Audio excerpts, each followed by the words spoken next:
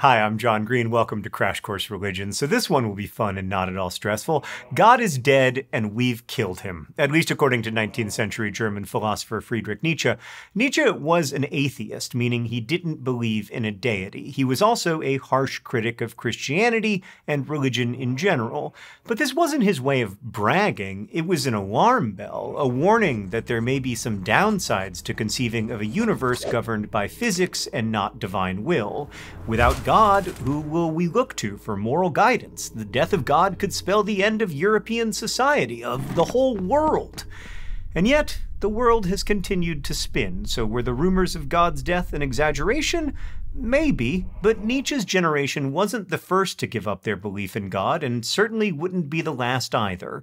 Today, we'll talk about what it means to live in a world where more and more people do not believe in gods, and whether approaching those atheistic beliefs through the lens of religion can be informative, which won't make anyone mad.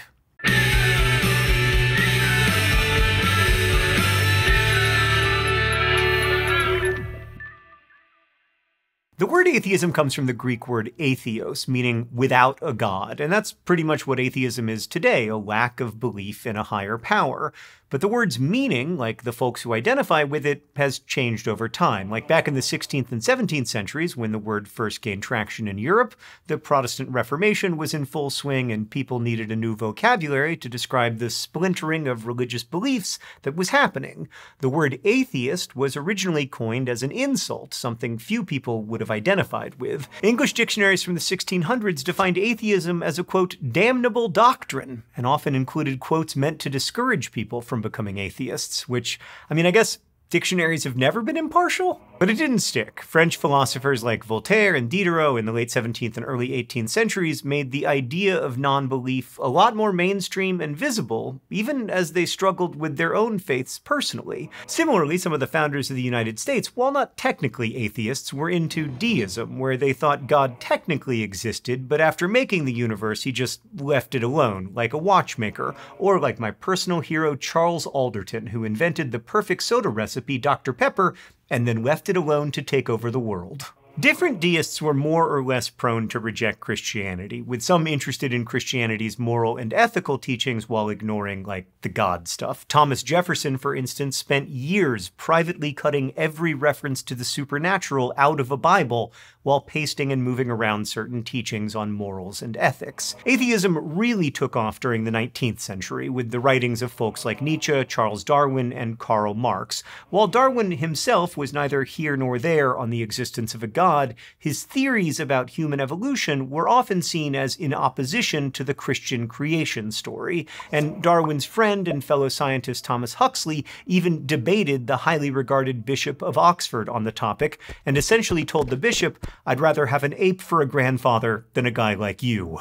While atheists are still often stereotyped as immoral or even dangerous, atheism itself continues to grow in popularity. In 2024, studies showed that roughly 28% of Americans identified as religiously unaffiliated. Of course, all those unaffiliated folks aren't necessarily atheists. Within this category, there's a pretty big crew of agnostics, which comes from a word that means without knowledge. Appropriately, agnostics say they simply don't know whether there's a God. Many think it's impossible to prove or disprove God's existence, and that there's no point in trying. Then you have your materialists, who believe that everything that exists can be studied through science, which isn't an outright denial of God's existence, but a way of saying if a God did exist, it would have to do so within the laws of physics. And plenty do identify as atheists, but even within atheism we find variations in philosophy. There's explicit atheism, which asserts positively that no higher power exists, and implicit atheism, which is a passive lack of belief in a higher power. Oh boy, I'm getting a call from a blocked number, which I didn't know was even possible. Hey, broski, don't hang up. I just got a question. It's one that's been bugging me. That's what you guys do here, right? You answer questions. That doesn't even begin to describe everything we do at Crash Course, but sure, go ahead. Isn't believing in God just like a better bet than not believing? If atheists are right, then believing in God doesn't change anything, but if they're wrong, we lose everything. Wouldn't it be better to just hedge your bets and believe? That's actually a pretty popular philosophical argument called Pascal's wager. It's the idea that belief in God is like the safer bet. So I'll bite. Which one do you have your money on? That's a silly question. God, the Father, capital G, the one from the Bible. So, not the West African god Anansi, or maybe the Egyptian war goddess Neith. Don't even get me started listing all the literal millions of Hindu deities. And then, of course, there's always the possibility that the one true God belongs to a religion that doesn't even exist yet. Right, but I don't believe in any of those gods. Oh. What makes Zeus or Demeter untrue, but your God the only truth? Listen, man, I gotta make some calls. You know, I'm starting to think I might actually be getting through to him. Hold on. Oh, he just sent me a text message that's a picture of his butt with the caption, "This is you." So that's nice.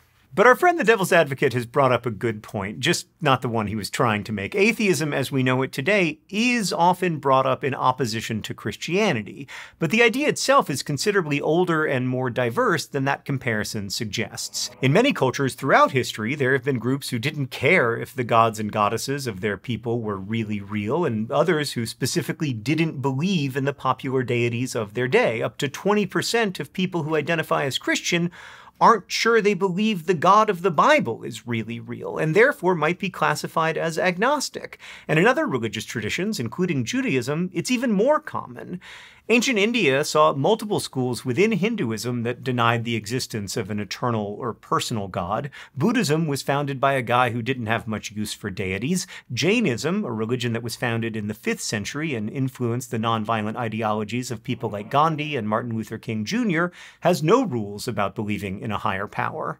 In many cases, though, these weren't the atheists we'd think of today. Scholars often use the term non-theism instead of atheism for ancient traditions. These non-theists were simply concerned with questions other than, does God exist? Cultures in ancient China, Greece, and Rome all had their non-theism cliques at various times.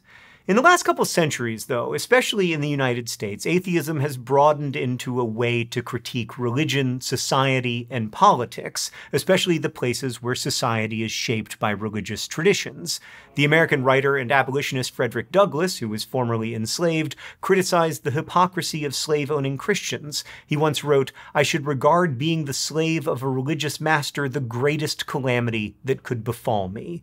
Suffragist Matilda Joslyn Gage pointed out similar religious hypocrisy when fighting for the rights of women. And in the 21st century, we've seen the rise of a movement known as New Atheism, popularized by writers like Sam Harris and Richard Dawkins. Other writers like Ta-Nehisi Coates have written about civil rights within the framework of a godless universe. In Between the World and Me, Coates imagines no moral arc of the universe bending toward justice, a response to a famous line from Martin Luther King. Where Nietzsche warned about the death of God and what it might mean for a moral society, the New Atheists have advocated explicitly for an ethical obligation to reject the idea of God, centered around the belief that we could solve a lot of our problems if we did away with religion entirely.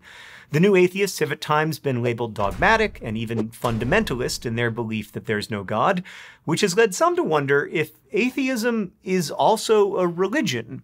Now, I admitted in episode 1 that I don't know what a religion is, which means we're already in dicey territory, and as we've seen throughout this series, defining a religion can be a bit like trying to guess how many stars are in the sky, like you could say at least 5, or at least 5 million, and both answers would be right and wrong in their own way. But let's pursue this question by looking at some common features associated with religions and seeing how they stack up in atheism.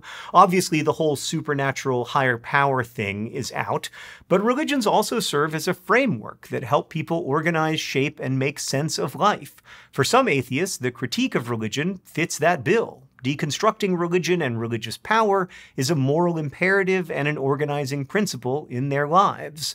Of course, for lots of others, atheism isn't a framework for sense-making. We might also look for shared practices or gatherings, and there are non-religious communities like the American Atheists and the Sunday Assembly who gather for events and experiences kinda like churches, but who specifically don't believe in God.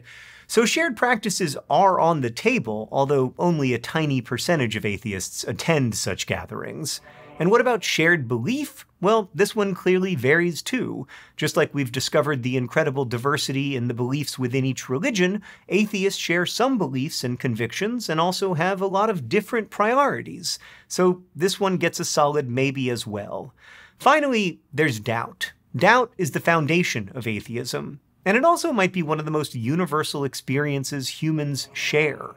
We've all experienced doubt in ourselves, in the world, in each other, and yet we continue to believe in the possibility of a better world despite our doubts. Atheism is just another way of contending with reality. It can mean a strong commitment to a particular kind of ethical thinking and behavior without the looming judgment of a god to enforce it.